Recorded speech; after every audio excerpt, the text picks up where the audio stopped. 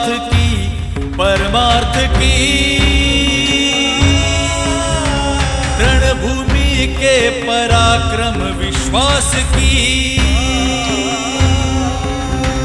धर्म और धर्म के संग्राम की, सत्य और असत्य के झंझावत की, महाभारत महाभारत। फिर से स्वागत है आपका टी टॉक एक बंद सोच की। हमने प्रयास किया है महाभारत की कहानी को अपने दर्शकों के लिए एकदम सरल स्टोरियों के साथ में लेके आए। Doctor Satish mod is the best author of the book called discover the arjuna in you. Sir, हम कहानी को भी आगे लेके चलेंगे। तो आधा राज्य मिलने के बाद में पांडवों ने एक बहुत ही सुंदर राजधानी इंद्रप्रस्थ का निर्माण किया और सभी वहाँ सुख से रहने लगे। कुछ समय के बाद में वहाँ पर नारद मुनि उनके घर पर आए। तो पांडवों ने, कुंती ने, सबने नारद मुनि का बहुत सत्कार किया, उनको बैठाया और पूछा कि भाई आपके आने का प्रयोजन क्या है।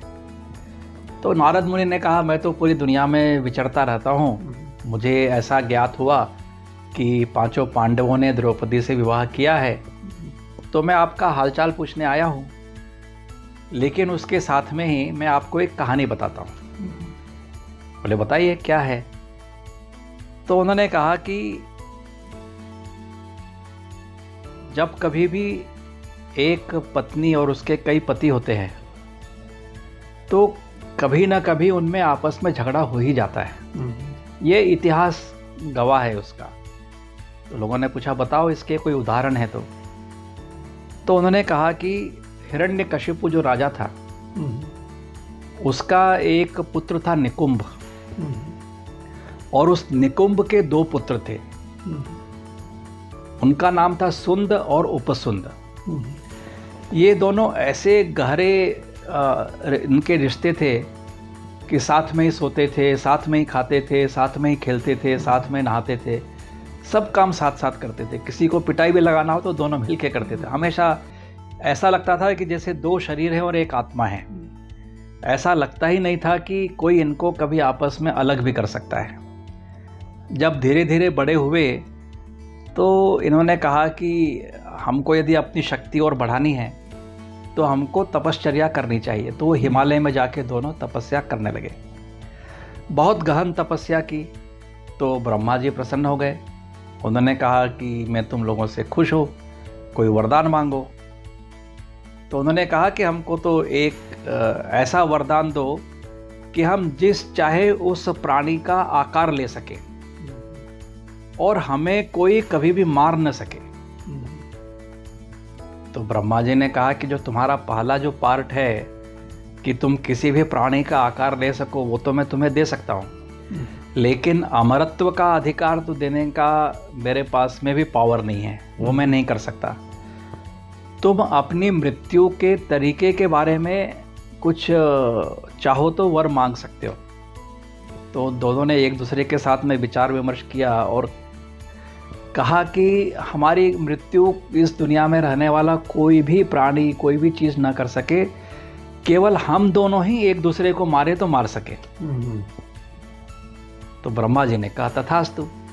इन दोनों को अपनी दोस्ती के ऊपर, अपने भाईचारे के ऊपर इतना प्रगाढ़ विश्वास था कि ये तो एक दूसरे को कभी मार ही नहीं सकते। तो उन्होंने कहा कि हमको तो अमृत मिल गया, और जब उनको अमृत मिल गया तो और कोई भी शेप लेकर के वो कहीं भी जा सकते थे। तो उन्होंने धीरे धीरे एक राज्य दूसरा राज्य करते करते पूरी धरती पर उन्होंने शासन कर लिया। यहाँ तक कहते हैं कि उन्होंने त्रिलोकों पर शासन कर लिया।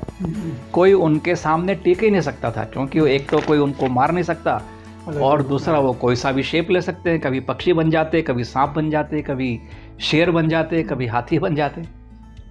तो धीरे धीरे इनको भी अपनी शक्ति के ऊपर घमंड होने लगा।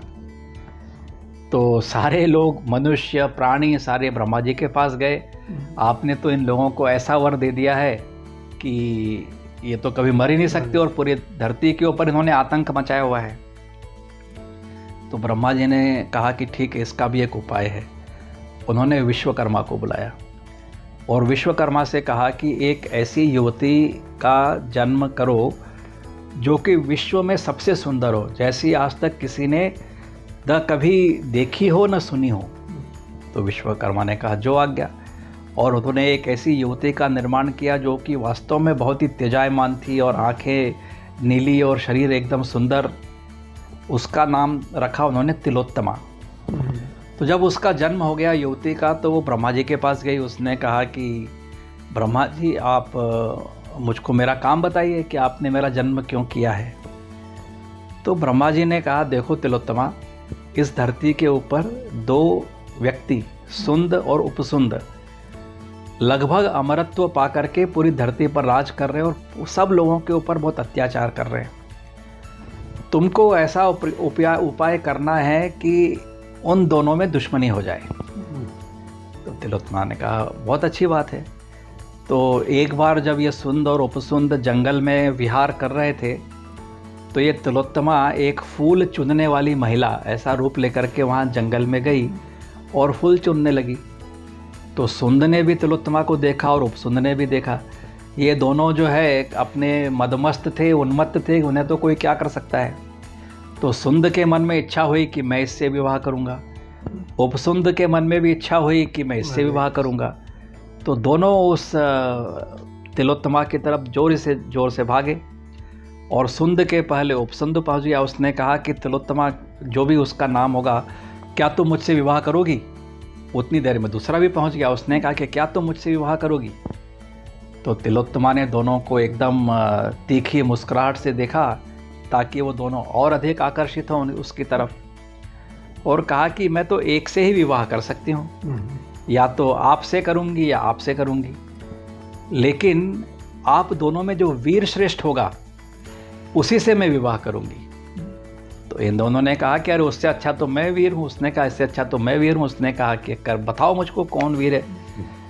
तो तिलोत्तमा को पाने के लिए दोनों में झगड़ा हो गया, और जो झगड़ा हुआ, इतना भीषण युद्ध हुआ, गदा युद्ध हुआ, और उनको तो ऐसा ही वरदान था कि वो दोनों ही एक दूसरे को मार सकते हैं। स्वाभाविक है, दोनों का युद्ध हुआ और दोनों ने एक दूसरे को मार दिया।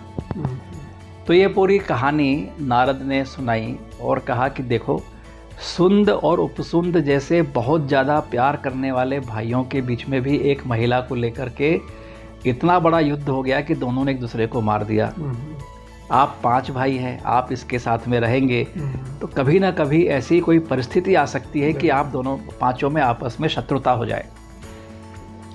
तो उन्होंने कहा कि अभी आप ये आए हैं तो कुछ विचार भी लेकर के आए होंगे। उन्होंने कहा हाँ, मैं ये सोच करके आया हूँ कि आप कुछ नियम बनाएं अपने व्यवहार के लिए।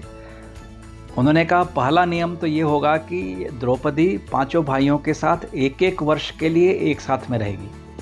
तो 1 वर्ष युधिष्ठिर के साथ, 1 वर्ष भीम के साथ, 1 वर्ष अर्जुन के साथ, ऐसे 5 भाइयों के साथ 1-1 वर्ष रहेगी। फिर 5 वर्ष के बाद में फिर युधिष्ठिर, ऐसा रहेगी। सबने कहा ठीक है, इसमें कोई आपत्ति नहीं है। दूसरा उन्होंने कहा कि एक और नियम बनाना पड़ेगा कि जिस समय द्रौपदी किसी भाई के साथ में है तो उस समय बाकी 4 भाइयों में कोई भी वहाँ नहीं पहुँचेगा। यदि कभी गलती से वहाँ पहुँच गया तो उसको 12 वर्ष के ब्रह्मचर्य का पालन करना पड़ेगा। ऐसा कठिन कंडीशन वो लगा करके गए।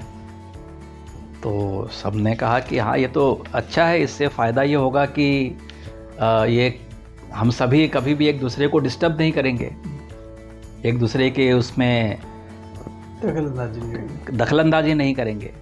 तो ऐसे नियम बना करके नारद वहाँ से चले गए और सब ठीक से चलने लगा।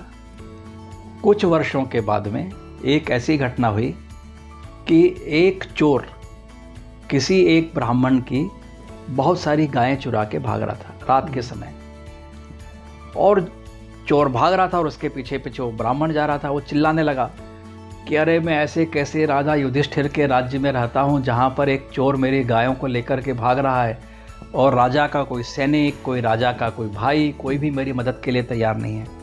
अर्जुन ने यह आवाज़ सुनी तो अर्जुन भाग करके गया। उसने कहा कि अरे भाई क्या बात है। उसने कहा कि देखो वो चोर जा रहा है और वो मेरी गाय लेकर के जा रहा है। अर्जुन ने कहा कि अरे मेरे सारे शस्त्र जो हैं वो तो एक जगह रखे हुए हैं, वहाँ जा कर के मैं लेकर के आता हूँ। लेकिन जब वो वहाँ लेने के लिए पहुँचा शस्त्रागार, तो वहाँ पर युधिष्ठिर और द्रौपदी दोनों बैठे हुए और श्रृंगारिक बातें कर रहे थे। तो अर्जुन ने वहाँ से शस्त्र तो उठा लिए और युधिष्ठिर को बोला, क्षमा करे भैया, मुझको ये शस्त्र लेने के लिए आना पड़ा क्योंकि एक चोर को पकड़ना था। अर्जुन गया, शस्त्र को लेकर के चोर को पकड़ा और फिर बाद में आकर के उसने चारों भाइयों और द्रौपदी के सामने कहा कि मैंने जो नियम बनाए थे उसका उल्लंघन किया है और मैं अभी 12 वर्ष का ब्रह्मचर्य लेकर के वनवास के लिए जा रहा हूँ। तो सभी बोलने लगे, अरे अर्जुन, तुमने तो जनता की भलाई के लिए ऐसा किया। तो उसने कहा, नहीं, नियम तो नियम है। तो युधिष्ठिर ने कहा, देखो मैं बड़ा भाई हूँ, तुम छोटे भाई हो, इस तरह के नियम में भी छोटे भाई के लिए कुछ न कुछ अपवाद रहता है। अर्जुन ने कहा, नहीं, एक बार जो नियम बनाया वो नियम बनाया। मैं 12 वर्ष का वनवास लेता हूँ, ब्रह्मचर्य व्रत का पालन करूँगा और मैं यहाँ से जा रहा हूँ। और ऐसा कह करके अर्जुन वहाँ से निकल गया। ऐसी आज की कहानी। तो बहुत ही इंटरेस्टिंग कहानी अभी महाभारत की होती जा रही है। जुड़े रहेगा टी टॉक एक बन सोच की next episode with doctor Satish मोद of Mahabharat. Till then, thank you.